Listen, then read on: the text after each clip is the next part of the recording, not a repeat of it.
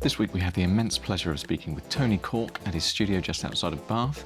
He's a master bike fitter, carbon fibre tinkerer, motorbike enthusiast, sourdough baker, and one of the best bike fitting educators in the world. If you want to learn how to become a bike fitter, Tony is your man. We get to lift the hood on Tony's real passion, custom bicycles. And Jon Wild, who runs Pedaling Perfection based out of 73 Degrees Bike Shop in Bristol, lover of all things two-wheeled, just got his dad learner plates and has got a super exciting mountain bike project in the works.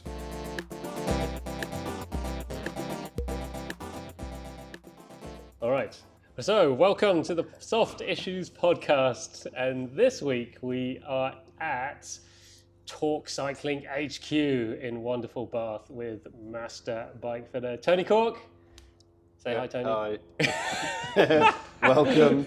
I'm very excited that you're here, actually. Just a bit overwhelmed by being on a podcast. So thanks, Wei. Thanks for coming. Awesome. And also Bristol's favourite bike fitter, Jon Wild. I'll take that. Yeah. Thank you very much. From, what are you now known as? Pedaling Perfection. It's on my t-shirt. Bike Fit Jon. Bike Fit Jon. Jon. You're always going to be Hashtag Bike Fit Jon, I think. At Bike Fit Jon on Instagram. And maybe mountain bike fitting? Mountain bike fit at something on Instagram. Yeah. To be TBC.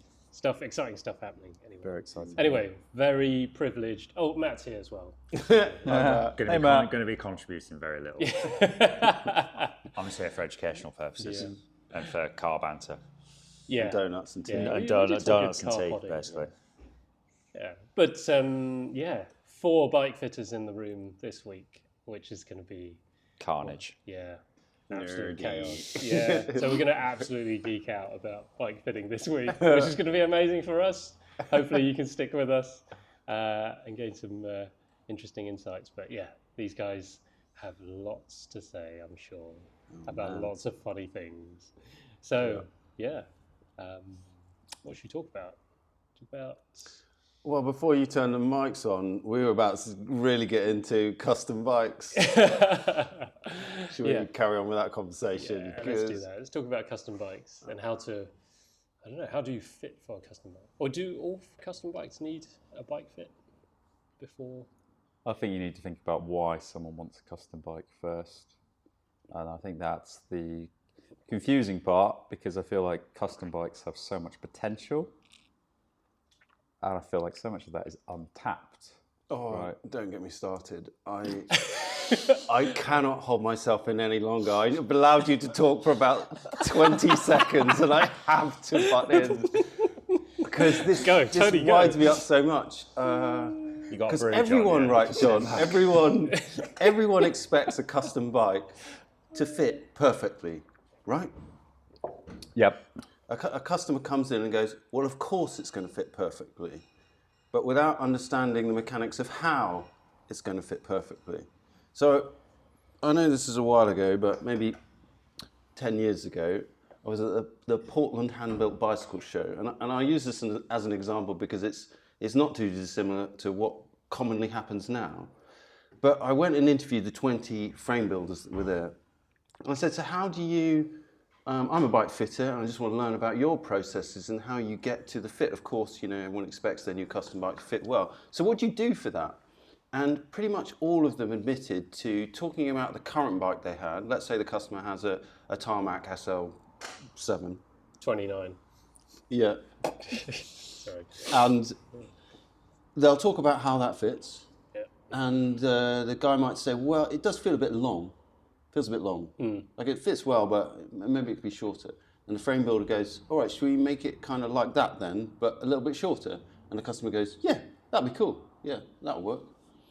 And in my head, I'm like, right, so this bike's going to fit perfectly based on your current bike, which you don't know whether it fits perfectly or not, but you feel like it's a bit long. And so you make the next one a centimetre shorter. And I think what you were saying is that there's this opportunity to make a bike perfectly, but very rarely does that get executed because, like, how would you do that? I think we were chatting a bit off mic that if you're buying a custom bike, you've got that excitement. Frame builder, as a business person, is going to want to take their money off pretty quickly. What's the easiest way that they can then start that process? Okay, well, let's look at your current bike. Well, let's look at these dimensions that you've got, body dimensions, your old bike fit data. And the customer's so excited that, great, okay. Just trust that process. Trust that process, it will probably work. And it will probably be amazing because no one else has got that bike in the world. And so no doubt he builds better. a lovely bike. The frame builder knows how to weld and paint, and it has all the features you want. So maybe it's got 650B gravel tires on it, and it's got eyelets for racks, and it's painted in the right way, and so it looks right.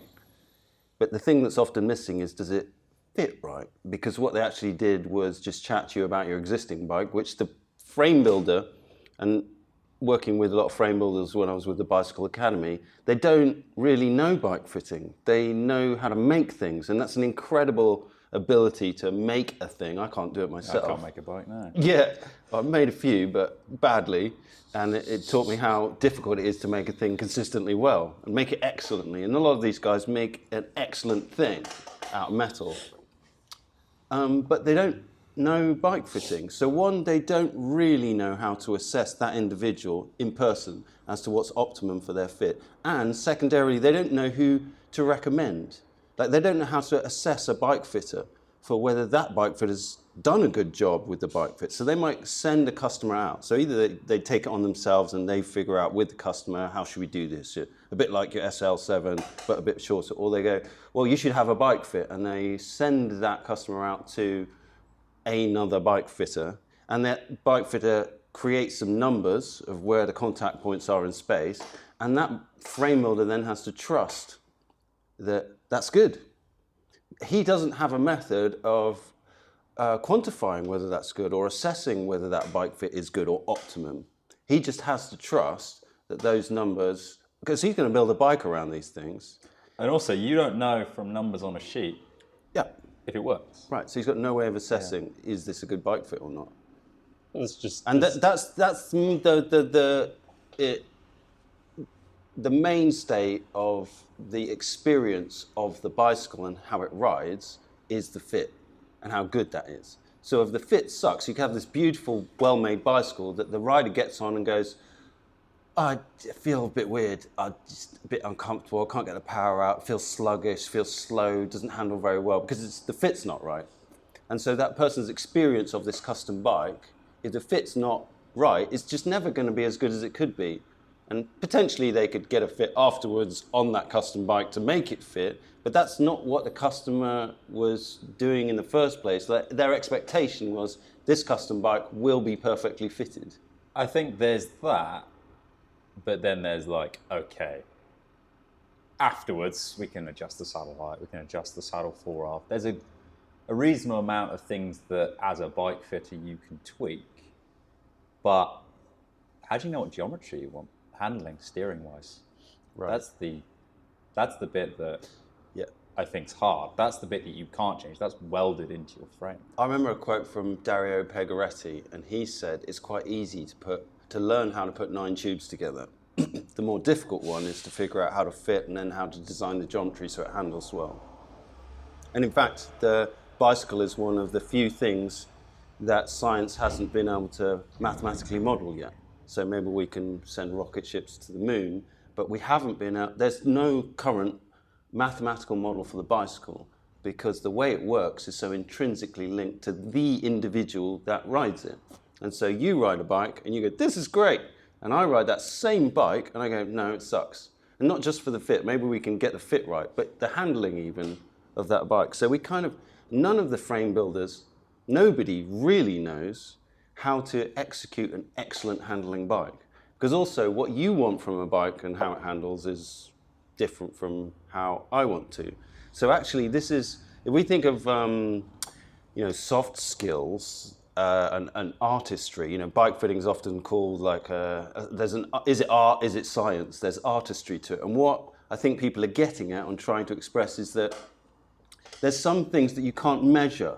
It's not engineering. You can't put measure a bunch of stuff, put it into a formula, and this, Mr. Customer, is going to be your perfect handling bike. It's a little bit of, well, I'll fit you and watch you ride and talk to you about your previous experiences and how you like a bike to handle. And then I have to kind of put that into all of my experience of and my history of designing bikes for people and go, I guess it's going to be something like this and a bottom bracket drop of something like that and a head angle of something like this. And I hope that works for you. So what's the solution? Well, the solution, the big problem is that a lot of custom bikes don't get fit properly. And one of the problems is that they're sort of sold internationally. So the customer, one, can't come to the frame builder and do a fit with them. Two, that frame builder doesn't know how to fit anyway. Three, that frame builder doesn't know how to choose the right bike fitter. And if, let's say this is Tom Sturdy in Frome and he has a customer in Indonesia, he has to recommend a fitter in Indonesia. He doesn't know any fitters in Indonesia, and he doesn't know the quality of their work. So I guess custom bikes are inherently difficult. Yeah, really difficult. And a lot of money as well, right? So it's one thing you want to get right. Because one of the sales points of a custom bike is that it's not an SL7 that is superseded in 2 years' time by the SL8, which in 2 years' time is superseded by the SL9. So your custom bike is always a finely crafted piece of work, like a pair of custom shoes. It's like it has a fashion, but they're always a really nicely made artifact, whereas an SL7 is kind of like, well, it is finely made, a nice piece of engineering, but it's not handcrafted. You can't really see that someone put a lot of their time and love into this thing. So it endures. Like, it can be with you for 10 years, 20 years, a custom bike, and you still look at that thing and go, this is a work of art, because it is truly individual. There isn't another one of these like it in the world. I had a guy come in, and funnily enough, you walked through the door just after, and he had a Fesca that you designed. Oh yeah, that was a sweet bike. And that guy was buzzing about it still to this day about how it rode. I don't know, it was like 4 or 5 years ago. Yeah. He brought it with him, and he was so excited by how it handled turning the corners. Like, I don't know why he was buying another bike in that sense, right? He was so happy with it, but there was something about that bike that was just... So are we saying that the value of a custom bike is not really delivered consistently? Yeah, like, have we got the values of a custom bike all wrong? Is it really just about the experience of having the bike built and made? Yeah, sure. There's a part of that, right, which is really fun, just to have a bike built for you. Yeah. But of course, I'm biased as a bike fitter. I see so many custom bikes that are done that just aren't fitted optimally. And so the actual experience of riding the bicycle isn't as good as it could be. Yeah. And some of that's because it's just difficult to really pin that one down. Find a fitter that is actually going to optimize you on a bicycle. Yeah. I guess that's you just want it. I just want that. What you were saying, John. Like some customers, I just want that bicycle now. Can't you just sell it to me? And the frame builder goes, okay, yes, I will. How tall are you? What's your inside leg? How long are your arms? And I'll kind of just make it up. Yeah, this is a Tarmac 56, but yeah, I made it. And you're just under 6 foot, so that should be fine for you. Yeah. But a lot of the time you've got like custom painted stem. Like, is that the right length? Does the seat post offset the seat angle? Can it fit you? Will it fit you optimally? Will the saddle be in the middle of the rails, or do you have to shove it to one end, or? But if you don't know any better, then maybe that experience is enough. And that's what we see, like people doing multiple custom bikes, because it's kind of a fun process. Like you can, see it as my last bicycle. This is just made for me, but actually people enjoy the process so much, and they're just works of art in their own. Like you see people who like collect custom bikes and do it over and over, and you can have different bikes to do different things and different fits to do different kinds of riding. Absolutely. But at the same time, I remember one guy who had 10 custom bikes, beautiful bikes like Bastions and Sturdies and Fesca and, you name it. everything you would want in your garage if you could have, 10 custom bikes. And he'd never really nailed the fit down properly. So all of them had different fits on, not because he was going to ride them in different situations, just because each frame builder had decided, like, I'm going to do it this way. Even choosing the fit, not just the geometry. And in my mind, I'm like, we went through it all. We went through his different bikes, and we were like, he liked some of them better than others. Yeah. Of course, because some of them fitted him well and others didn't. And so that whole first preeminent preposition of a custom bike, he hadn't even nailed that down. He's had 10 bikes. I mean, in my mind, that's kind of like madness, or how does that happen? But I think this is the inherent challenge we have as bike fitters, that, bicycles occupy this really interesting space. Apologies for the ambulance going past. Of being half art, half practical. There is artistry and this amazing emotion that's built into a bicycle, because it is a craft. It is crafted, and you come out with this beautiful object at the end of the day. But there's another half to the bicycle, which is what it's designed to do, which is to be ridden. Yeah, right. And the riding practical part of the bicycle is, there's no hiding from the amount of effort or feeling that your body has to go through when you push on the pedals. If your bike fit is wrong, or off, then your body's going to let you know. It's going to send you some pain, and it's going to tell you, this isn't quite right. Or, in this case, it wasn't that they were some awful bikes, and it was just that some were easier than others. And that's all we do in bike fitting, is make it as easy as possible for this person to do the jobs of cycling, pushing hard on the pedals and holding the body in place. And in this case, some of those bikes, had the bars too far away, too low, too high, and some of them seat angles which weren't quite right, which meant that some bikes he could push really hard on the pedals and be really comfortable, and it handled really nicely because his body was relaxed. And other bikes, not so much. And he was, in his mind, when I talked to him about this, it all made sense. But previously, as we talked about it from a bike fit perspective, but before that, he was blaming the bicycle itself. This one's a good bike, and this one's not quite such a good bike. And it wasn't the bike that was at fault. They're both very well-made bicycles. It's just that one fitted him and the other didn't. And this is what sort of kind of grinds with me, is that a frame builder, I have a lot of friends who are frame builders, they put so much time and energy into making an amazing bicycle. It's difficult to make a bicycle by hand. Wouldn't you really want to make sure that it fits before you even start a conversation? And that just happens so much less regularly than I would expect it to. I think people's expectations aren't high enough of custom bikes. Yeah, and that's because they just don't know how to achieve excellence, and they put their hope and their they put themselves in the hands of the frame builder. They expect the frame builder to know all of this stuff and know how to execute a perfect custom bike, because this is a custom bike manufacturer, a custom frame maker, right? But the reality is that they don't. Does Moots have a good bike fitter on staff? A good one? I don't know. Does Firefly, does Baum? I know they have a bike fitter, but is it a good bike fitter even? And those are sort of mass-produced custom bikes, if you like. Sorry, that's a bad term for it, but they make a lot of custom bikes. But then there's all the other smaller brands which they can't afford to have a bike fitter on staff. So how do they go about that? How do they ensure that they get an excellent outcome from their custom bike? Maybe it doesn't really matter. It's like stock bikes. Stock bikes work to a certain point for most people, because there's usually enough adjustment in them that you can kind of make them work. Yeah. So, but the expectation of a custom bike is not, we can make this work. It's that it's bang on. It's designed exactly for me.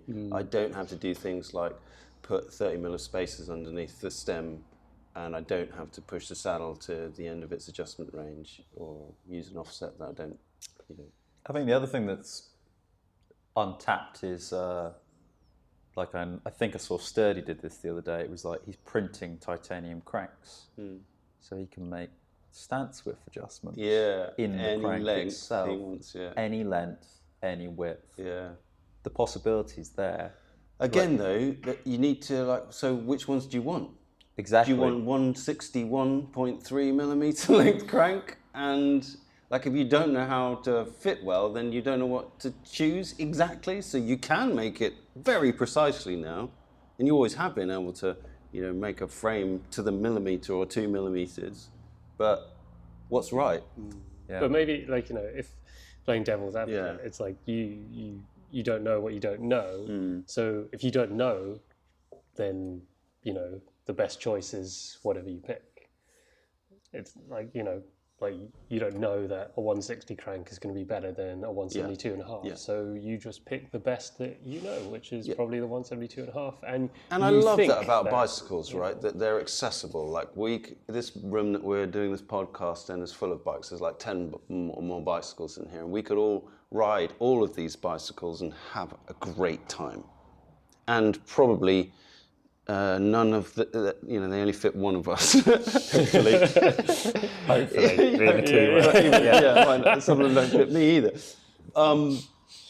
And that's really cool, right? So and if I gave you one of these bicycles and said don't adjust it, and you just go away and ride it, and it doesn't fit you, you adapt to those extra stresses of this poor bike fit, and it gets easier and easier the more you ride it. You get more acclimatized to this bad position, and it doesn't feel quite as bad anymore. So the bicycle is really cool, right? Do you need a bike fit? Well, of course, I was going to say yes, but also there's some grace there within the human body that even when it's not perfect, the body kind of can absorb a good chunk of it not being quite right. Yeah. I think so do you need a custom bike? On a custom bike as well overpowers that to some degree, doesn't it?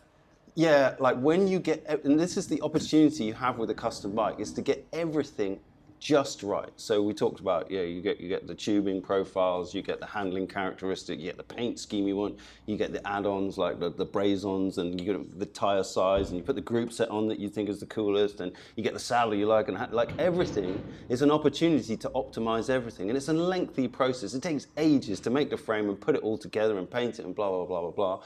But the opportunity there is that it's optimized for a specific task.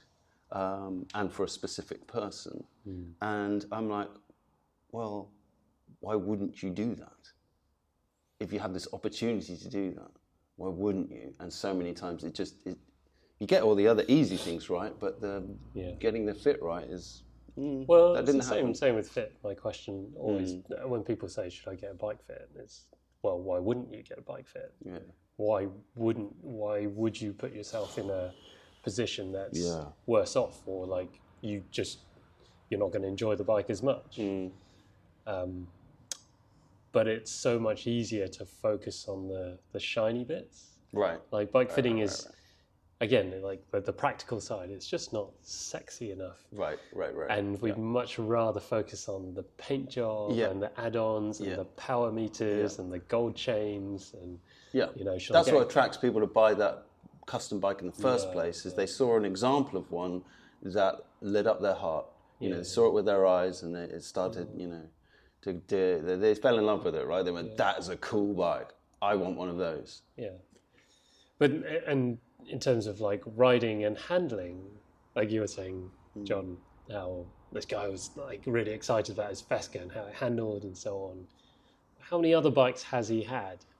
Has he tried a Bastion, which has got a different fork rake and head angle? Has he tried, something else? And so when you don't have anything else to compare it to, right, absolutely. Again, that you that don't is know how the good best. it can be until you've experienced how good it can be. Exactly. Yeah. And that's exactly how we bike fit. You don't know until we finally put you in that position. You're like, oh, that feels really amazing. And then you jump back on their old bike and they're like, oh my goodness, this feels like a pile of, whatever. And but your body is, it just gets on with the job. Yeah, does the best it can in the situation you give it. Right. So, yeah, it's really tricky to get Well, a so custom bike. that's why I think we've remained in this state where custom bikes are not optimized, is because the customer doesn't know it's not optimized.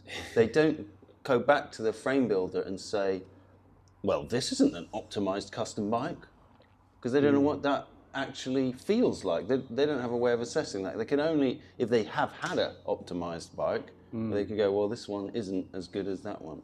I think the problem with the prices is economics as a business. It is, right. So we were kind of chatting about this, you know, we rode out a little test unit.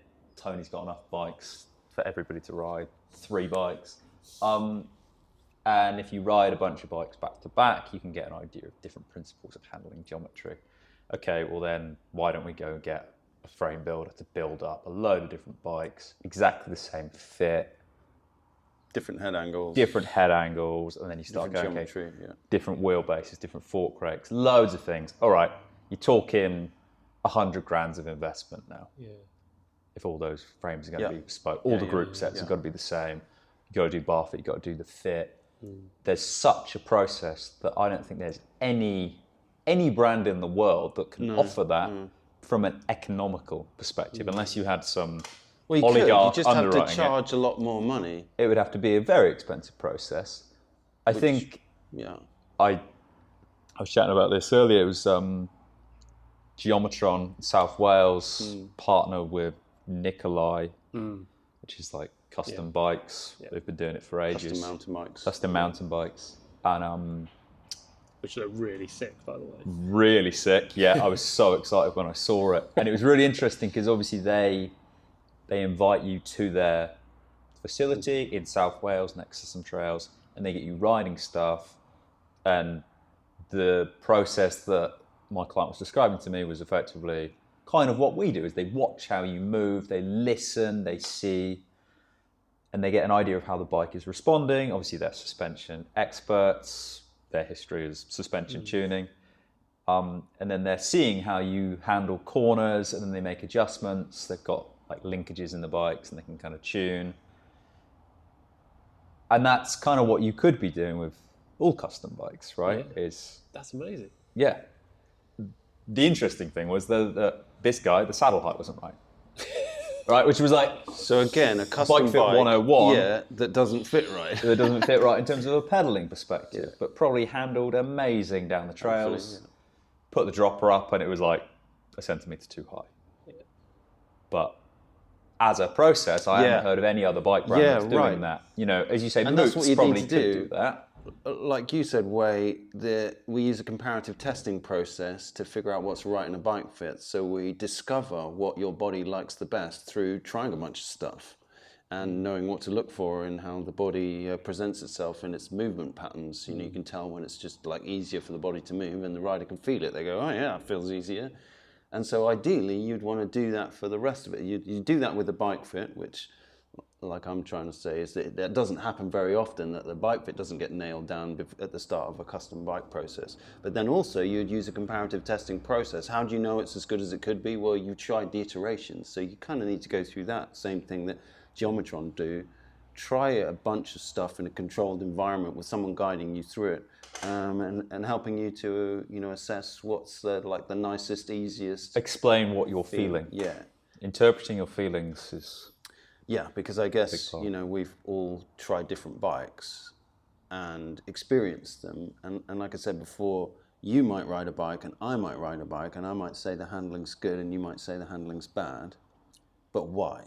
Like, what would we need to do to improve that for you who said it was bad?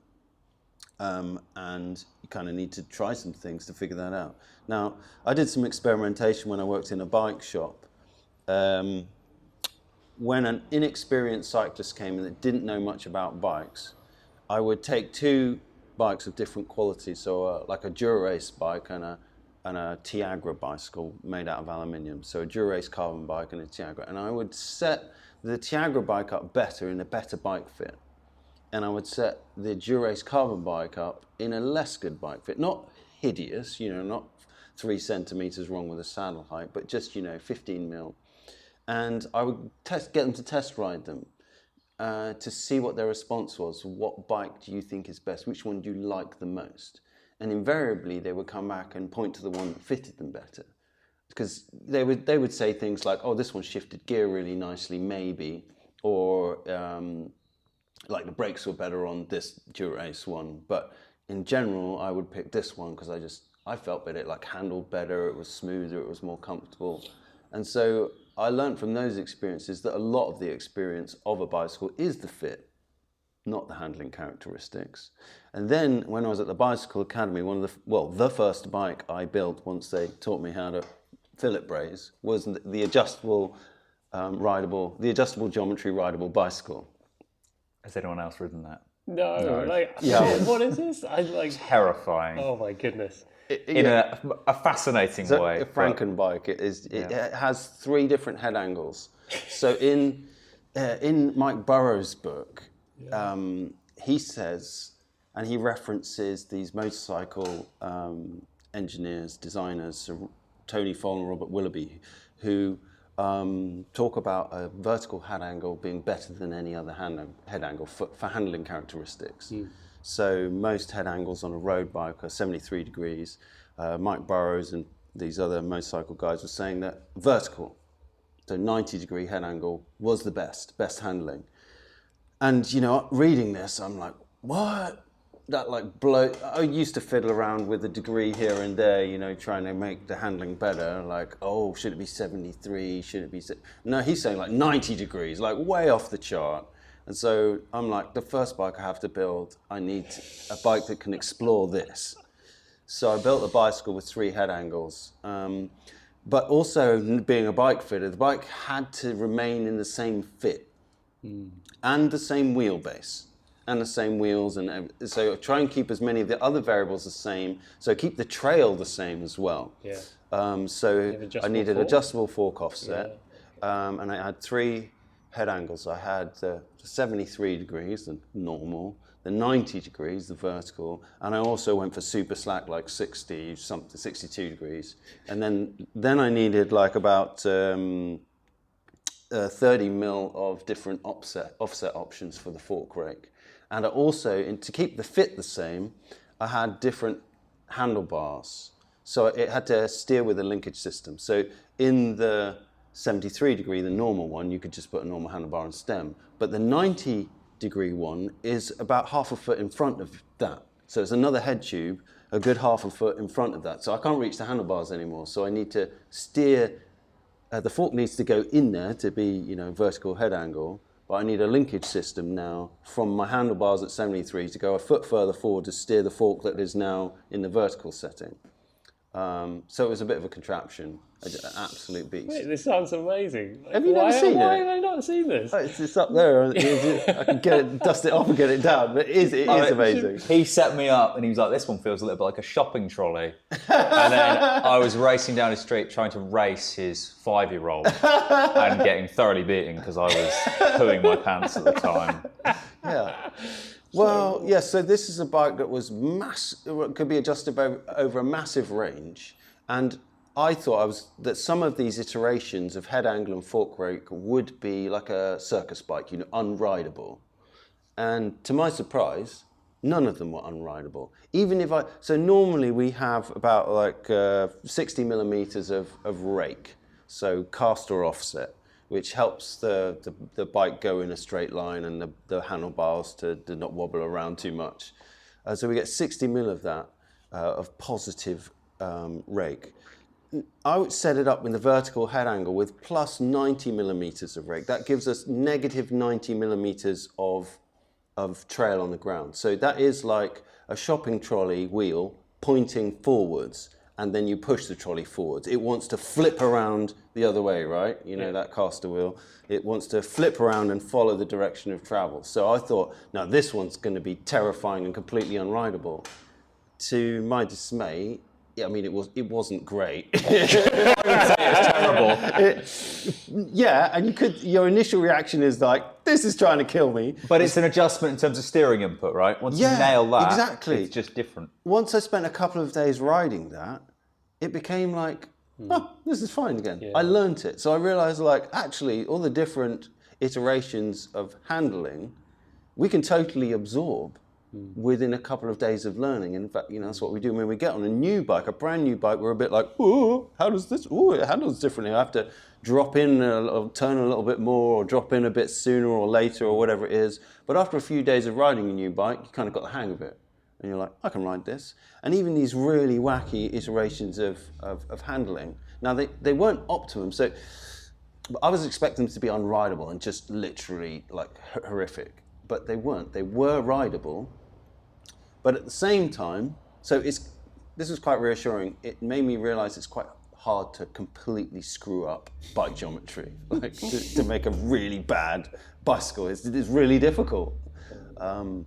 But also, I was able to adjust the fork over small millimeters of like rake, for example. Only had 3 very different head angles, but the fork rake I could change in small increments. And I realized that my optimum, my favorite, was in quite a small window.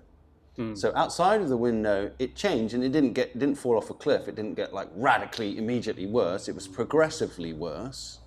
And but I also had an optimum in a relatively small window. So in one way, I was like, okay, fine, we can ride lots of bikes with lots of different geometries, and they're all different, and they do some things better and some things worse. But at the same time, I do still have a favorite. So we kind of get away with even maybe not making custom bikes geometry optimized, but that doesn't matter so much because you just get used to it. But at the same time, it inspired me to still try and make it optimum, because optimum is still better. It's a little bit better than anything outside of that window of where, where it starts to trail off. So it's kind of, we have bikes and we can ride them in different fits, and maybe it doesn't fit and our body absorbs it. There's a grace there, but there's also a grace in the geometry. So we kind of, it's not like that a bad fitting bike is really terrible and a poor geometry is really terrible. No, it's just a bit different and maybe not quite as good as it could be. So like, this is like blood, sweat and tears to try and make a custom bike optimized. There's so much energy and effort that goes into it for potentially what might be just very slightly better than, so a less well-made custom bicycle. Yeah. But I still feel like it's worth it. It's worth trying to, I know I probably can't achieve it every single time, but I'm motivated to try, try and get a custom bike as absolutely good as it can be in both the fit, which I think I know how to do fairly well, and then also in the geometry. But to do the geometry part really well, you kind of need that test device. But do you like when you fit for a custom bike, obviously you do the fitting, and then do you tend to advise on the geometry for that frame builder, or do you let the frame builder to... I guess I've always done custom bikes since I've started fitting. So, and I've learned from all the different custom builders that I've worked with, and then studied it more to try and understand it better, and did my own experiments with it. So I feel like I've got a pretty good handle on it. I'm still learning. There's still always more to learn. Yeah. But I would prefer to design a bicycle, so to fit a bicycle and make the geometry as well. Because how it's done in the industry normally is maybe I do a fit for the customer, and then I send that fit off to the frame builder. The frame builder decides the geometry. Yeah. Using what information? They've never met this customer most of the time. Like if it's an overseas brand in Italy or wherever, then those people designing that bike only know the name and the age and the height of that person. They've not seen him move. They've not talked to him about his handling preferences. They might have asked him, do you want a quick handling or a slow handling bike, on a form, but it's really not the kind of information I can get by spending 4 hours with this guy talking to him about his cycling and fitting him. I have much more information that I could use to make a good design than the frame builder does. Sometimes I send a design and the frame builder kicks back and goes, I don't like that design, I want to change it. And I'm like, in my head, I'm like, well, based on what? And usually it's based on historic notions of what they think is right. Things that they've always done, which they like doing it this way, or they think that this head angle and this fork rake handles better. But from my experience, well, it'll handle better for some people, but it won't handle better for everyone. So it's just a kind of a level of... Yeah, I guess it's the same as like picking your bike fitter. Like how do you pick your frame builder? Like if I was getting a frame built, I'd always want to talk to my frame builder and have that kind of in-depth conversation. Yeah. You know, have that connection where, you know, they do ask you about stuff. And there is always a level of trust though. Yeah. Like in the same, I guess it's slightly different with like bike fitting, because when you have someone on the jig, they can feel the differences and they affirm, like, you know, they confirm what feels good, what's not. But when it comes to geometry and how the bike handles, most people really don't have like an informed opinion on what. Because they've never tried different geometries. And that's sort of the same with a novice cyclist, is that some people say, oh, you know, you can't get good feedback from a novice cyclist. You know, to give good feedback, you need to have ridden lots of bikes and been riding for a long period of time. But that's not true. The truth is that an experienced cyclist, like a pro cyclist, has ridden lots of bikes in lots of iterations with different saddle heights, different saddle setbacks, different saddles, different handlebar reaches. And through that, they've basically done sort of a slow process of comparative testing. And so they are likely to find out what's more right for them and what isn't right for them. So that you could maybe talk to an experienced cyclist and say, is that the right saddle height? And they would have an opinion because they've historically tried different saddle heights and they kind of know what it feels like when it's right. Now, the novice cyclists who've never tried different saddle heights and different bikes, they can still give you good, accurate feedback about what their body likes as long as you take them through a comparative testing process.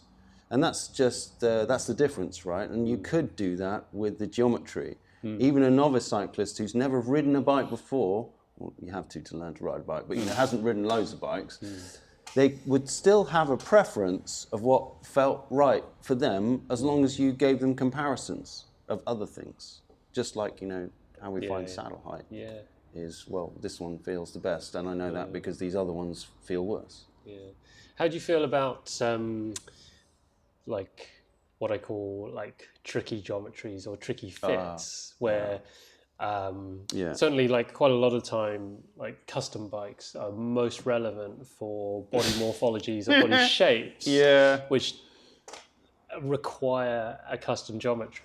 Because, an like, maybe abnormal like just, looking geometry, right? Yeah, maybe just someone's like a really short rider, for example. They are not well served by stock geometry at all. Or really tall riders. But that also presents other challenges, like fitting wheels and wheelbase. And well, that's just a problem. I mean, the industry with stock bikes has pretended that a 700C wheel is the best wheel because it suits the economy of scale of a mass producer.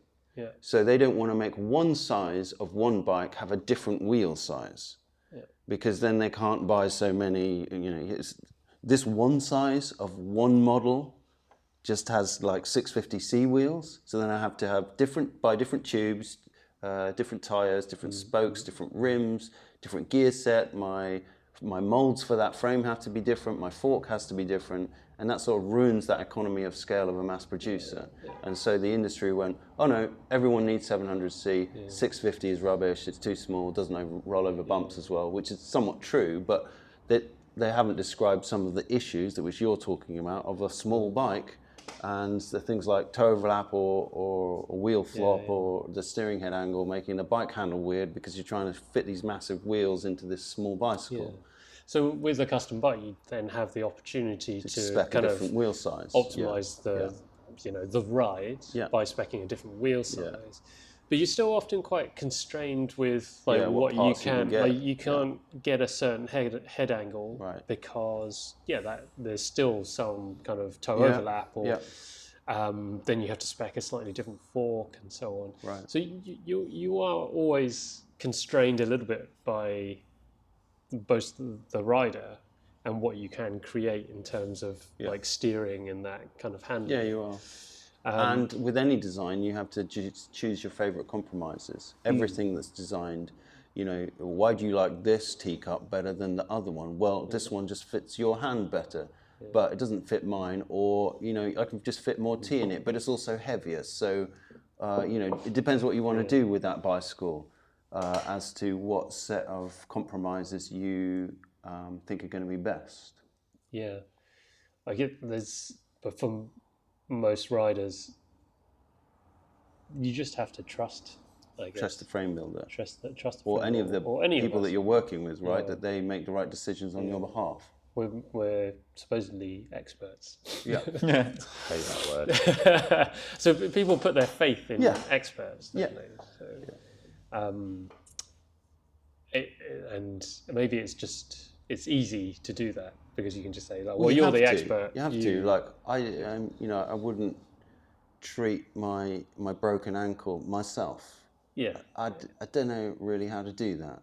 You know, I need to go to an expert, a doctor. I can't do it on my own. I guess give it a try, but I feel very much reassured by just putting that in the hands of someone else who's done it before, maybe once or twice. Yeah.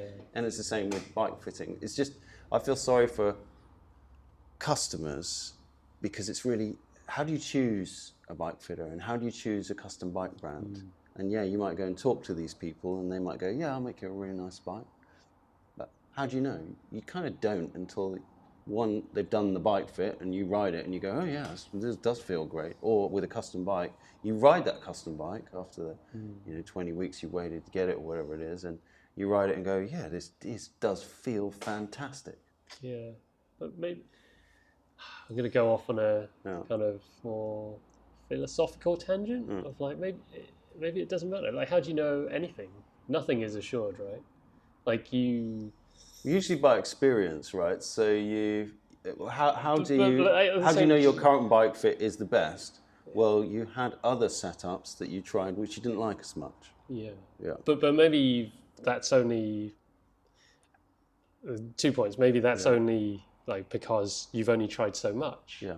And maybe if you had a different fork in there, it would feel even different again. But you didn't try that because there's infinite amounts of variation. Sure. But also, stuff changes. Like, your body is always changing. Like, I got my wedding suit made and tailored for me. It looked fantastic on the day. How's it look now? Mate, I can't get it on now. Why? Because you're so buff for all this weightlifting thing. Don't show off weight. Come on. No one else can spend all that time in the gym and get ripped. No, it just doesn't fit anymore. It's like a different time, a different place. I still got it. Maybe, and it's still a nice thing, still a nice suit, but doesn't fit you in it. I kind of agree, but I don't think on a bicycle we change that much in general. We ebb and flow, but I think there's a center line that we sort of regress to, unless you have like a life-changing event, like you have never done marathons and now you're running marathons. Like, that has changed your body, right? I mean, but it ebbs and flows. You look way leaner than I did the last time. But it ebbs and flows, like you say. Like, you know, I don't want to be in this current state 12 months of the year. Yeah. I can handle it for maybe 12 weeks, 16 weeks. Then I just get really cranky, become a bit of a nightmare to be around, don't do things quite so well as I probably could do. So it's a period in time where your body's under more stress. Yeah. But I don't want to be constantly like that. Yeah. So there's an ebb and flow.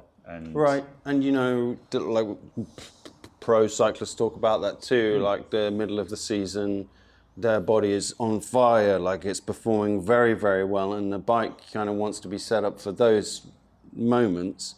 But that also means when they ride it for long distances in the winter, they don't feel that great. You know, there's a bit too much weight on their hands, and you see them in like Calpe in the training camps doing the long base miles, and their arms are locked out and their shoulders are way forward, and you think that bike doesn't fit you for beans until you see the mid-season racing thing. You're like, oh yeah, that does fit. That looks great. And just they're different body, but also they're using it in a different way, a different use case. But like you said, there's a window of adjustment.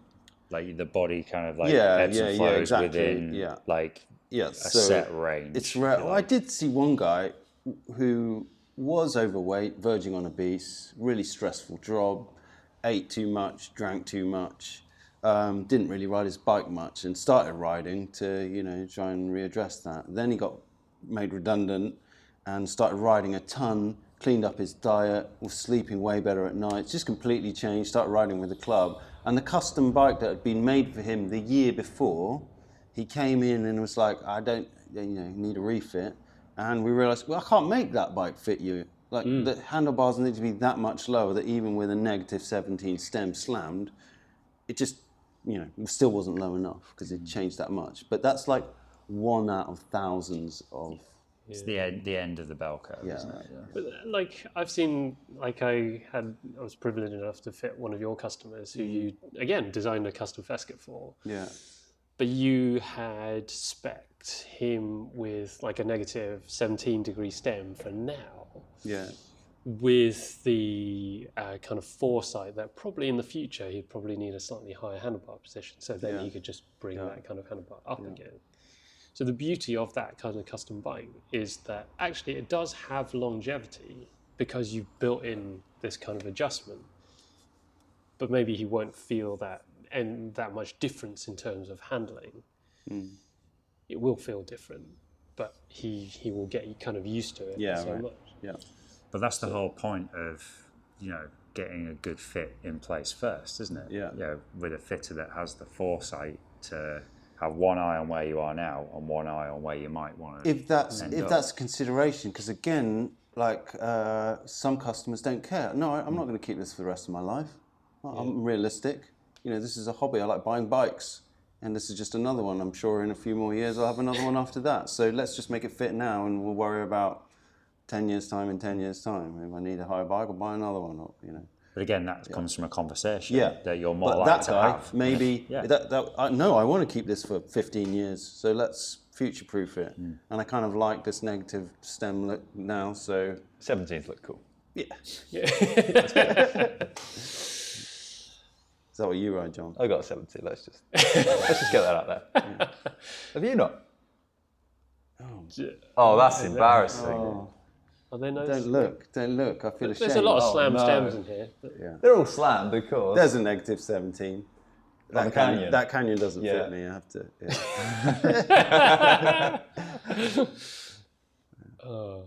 But like just case in point, like you can ride a mountain bike, you can ride a road bike, and be very comfortable on both. Yeah, but very they just different do positions. very different things in to do different things. Right. That's so you can have the same physical function, flexibility, strength, but you're just trying to do different things on a bike. So you could have, 4 different road bikes, custom road bikes, fitted differently and with different geometry to do different kinds of road riding, legitimately, and each is optimized for those activities.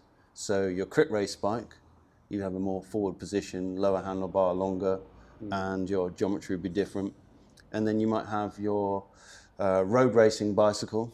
It might be slightly different, probably not that much different from your crit race, but it could be. It sort of depends on the ride. And then you might have your general winter training bike, long distance road bike, and then you might have your ultra road bike. All road bikes, all slightly different fits and with slightly different geometries. And it's not like you couldn't ride those different bikes in the different ways. You couldn't take your crit bike and go on super long distances. You could.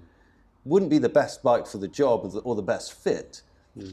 Again, you'd probably just feel there's a bit too much weight on your hands. You're falling into the front of the bike a bit too much. So that fit only really makes sense when you're smashing out 600 watts for 45 minutes in your crit race. Yeah.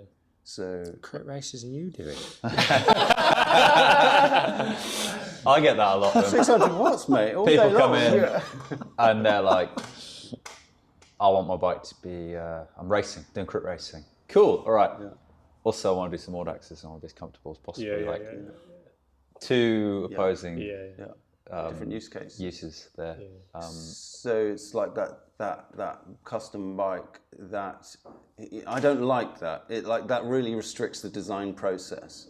You're having to, the best custom bikes, the most satisfying ones for me to be involved in is when somebody isolates the use case down to a very specific use. Like a downhill mountain bike is a very specific use case. And they've basically said, I don't care about riding it on the flat even. Like to ride even to the shops on a downhill mountain bike on the flat kind of sucks. I mean, you can do it, but you didn't really want. It's not the bike you choose if you did that every day.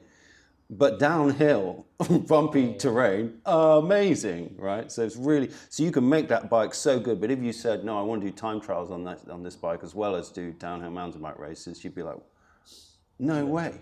Yeah. Like you can't make a bike that's good at both of those things. So the more diverse the use case, the less good that bike's going to be at anything. Is that the main takeaway that we're trying to get at? That people should be more demanding about or know what they want that custom bike to do. I think it needs to serve a specific. Like my wedding suit, right? I got that suit specifically for my wedding because I wanted to look great on that day.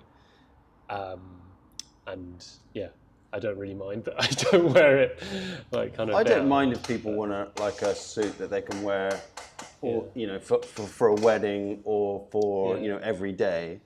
Like if that's how they just want one bike to do everything, that's great, and I'm happy to design that as a custom bike. But they need to know. Just saying there's just more compromises in that design. Or that they just need to acknowledge that is what they're getting. Yeah. Rather than being that very specific. Yeah, right. I had a great one the other day. Worn once in the wedding. yeah. I had a great one the other day, and it was I forget the brand, Sven Cycles, and it was basically she wanted this bike, and it just didn't exist, and it was like pinion gearbox, e-bike, wow, like everything, like built-in racks, mudguards, everything, and she'd seen his Instagram. And those were the kind of bikes. And then she approached the builder and she was like, I want to build this bike. Yeah. And he was able to deliver on that in that sense. We'll find out when it turns up. But it was just because there wasn't a bike out there. And she didn't like the look of e-bikes. Like e-bikes kind of look a little bit naff, a little bit bulky in some respects. She wanted a traditional looking bike that she could use as a touring bike, get around town bike. Yeah. And I thought that was the most perfect application of a custom bike. It was just building a bike that just doesn't exist. Yeah, we did one for a tandem the other day, which is great. Like only the stoker part. Supposedly the pilot was like, I know my position. Oh, that's cool. But like the stoker bit's always really tight, isn't it? You're really yeah. But I think they're very different riders. So it's basically amalgamating two bikes into one. Right. But absolutely, like really critical part of the process is doing the bike fit. Have you done a bike fit with a tandem on a jig? Not on a jig, but on a turbo? Yeah, I've done tandem before. We almost had one in the open day, didn't we? Always couldn't get it through the door. 10-minute fit on a tandem. Yeah. Done a cargo bike as well. It's quite good fun. Yeah. So the tandem's interesting because you have two riders, but the fastest tandems work because both riders can produce force on the pedal stroke in the same point of the pedal stroke. So you could have two really strong riders and put them on a tandem and they don't go very fast if their pedal strokes don't really match. So tandem fitting is like a whole next level of bike fitting where you've got to try and find a position that works for each of them independently and works for both of them together, right? Yeah. Rightio.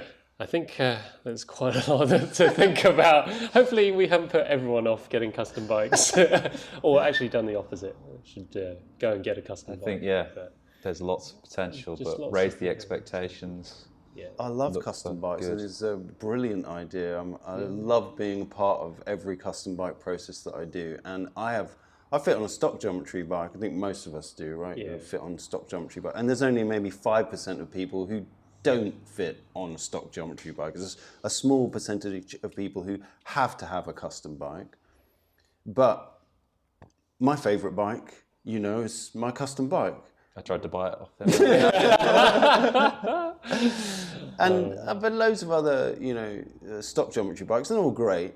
But that bike was just built for a certain use case, which is just suits me so well. Yeah. So I can fit on a stock geometry bike, and I'd be plenty happy on most, stock geometry brands. But hopefully I put no one off from getting a custom bike because it is the potential to You know, make that experience of everything being just right, I think, is unsurpassed in any other thing that you can have made for yourself in life. You know, even better than a custom suit, even better than custom handmade shoes.